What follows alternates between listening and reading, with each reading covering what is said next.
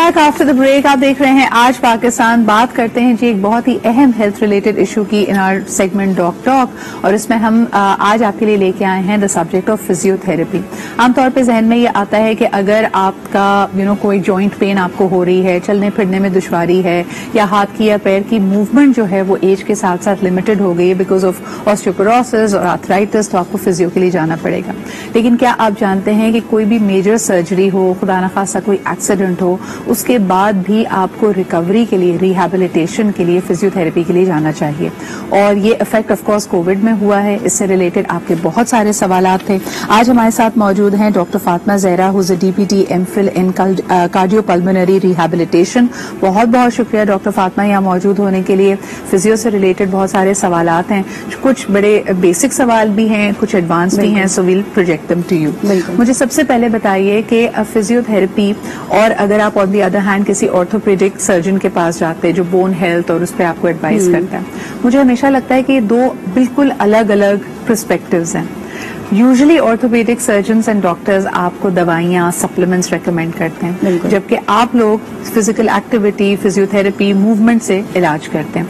तो ये इलाज वाकई परमानेंट इलाज होता है या ये सिर्फ पेन मैनेजमेंट होती है? दोनों चीजें होती हैं, डिपेंड करता है कि आप किस एस्पेक्ट के साथ जा रहे हैं। अगर आप किसी बोनी इन्वॉल्वमेंट के साथ जा रहे हैं, कोई ऑस्टियोआर्थराइटिस के साथ जा रहे हैं, तो हमारे पास उसमें भी ग्रेडिंग सिस्टम्स हैं। सही। अगर अर्ली जा रहे हैं तो जाहिर सी बात है आपको और अच्छे इफेक्ट्स मिलेंगे। मैनेजमेंट में ही सॉर्ट ऑफ इतने हद तक हम आपको एक्टिव कर सकते हैं through exercises and managing the pain, कि पेशेंट को जरूरत नहीं पड़ती कि वो सप्लीमेंट्री कोई भी पेन किलर्स ले या कोई बड़ी थेरेपी करवाए, अपनी मेडिसिनल थेरेपी पे तरफ जाए।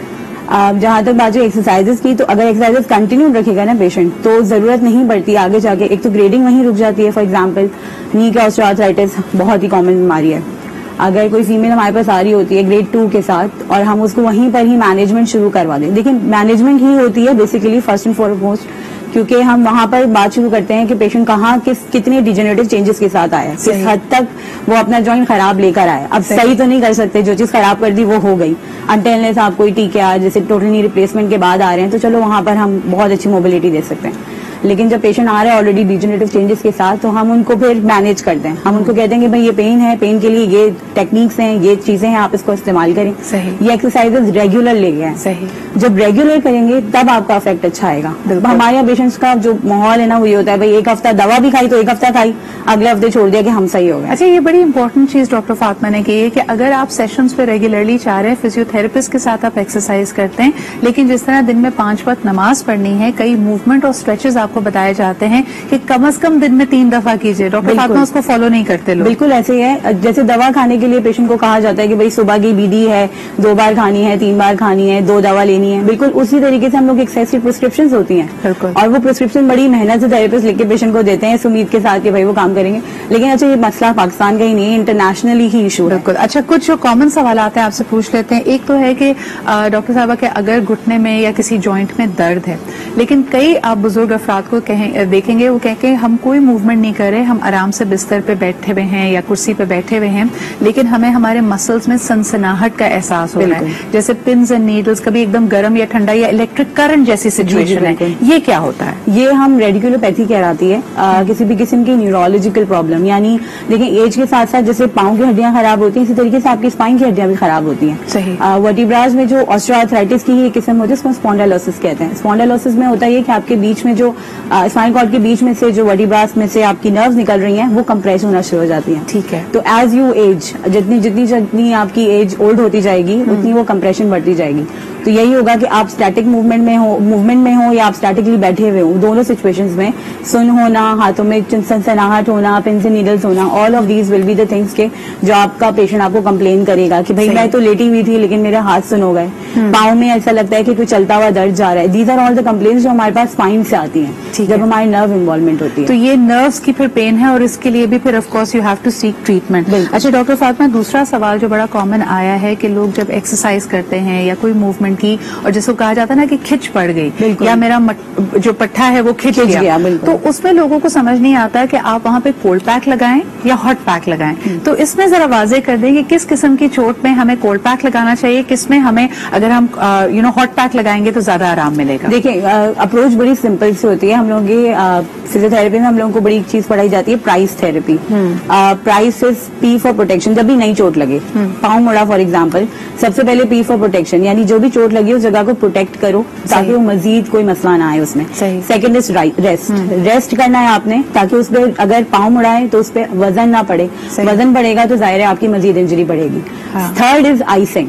ठीक है, आइसिंग व्हाट हैपेंस कि जब आपकी चोट लगती है ना उस जगह पे बड़ी सारी ब्लड वेसल्स और आपकी जो एडिमा है वो एक्यूमुलेट हो जाता है। आप जब वो एक्यूमुलेशन कैसे होती है, जब आपकी नर्व्स, आपकी जो आर्टरीज वेन्स है वो खुली हुई होंगी, हमें करना क्या होता है कि उस जगह को बंद करना होता है। अब ठंड में हर चीज तो करती है, तो when we apply ice packs, जब हम वहाँ पे आइसिंग करते हैं तो उस जगह की एक तो नमनेस की वजह से पेन भी कम हो जाता है कि भाई वहाँ के पेन के जो रिसेप्टर्स हैं वो नमनेस को एक्टिवेट करवा देते हैं, तो नमनेस की वजह से पेन भी कम हो जाएगा।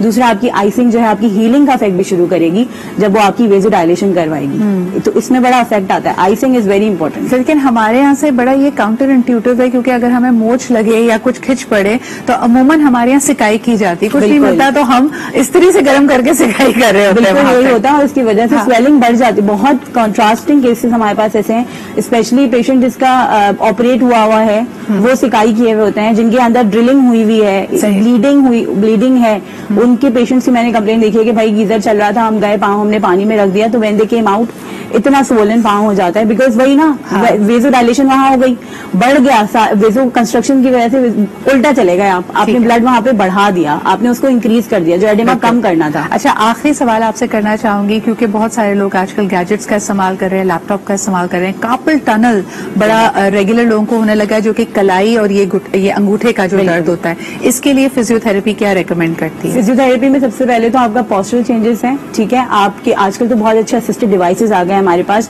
इनफैक्ट माउस पैड्स भी ऐसे हैं जो बाकायदा हैंड रेस्ट इस तरह से डिजाइन होता है जिसपे आप अपना बिल्कुल हाथ रखें। एक तो वो यूज करें ताकि हो ही ना, अगर हो गया है तो आपके पास बेल्ट आती हैं, आपके पास स्प्लिंट्स आते हैं, आप उसका इस्तेमाल करें, उसमें भी यही है stretching, icing, all of these things आप जब इसको करेंगे, टेपिंग बहुत अच्छी तरीके से हो जाती है। And more importantly take a break as well. इस तरह की बहुत सारी टिप्स हम बाद में भी आपके लिए लेके आएंगे। Thank you so much doctor Fatima for being here. It was a great session और बहुत सारे जो सवालात आ रहे हैं अनफॉर्चुनेटली अभी नहीं ले सके, लेकिन हम उनको आगे इंक्लूड करेंगे। एक छोटा सा ब्रेक लेते हैं and we'll be right back.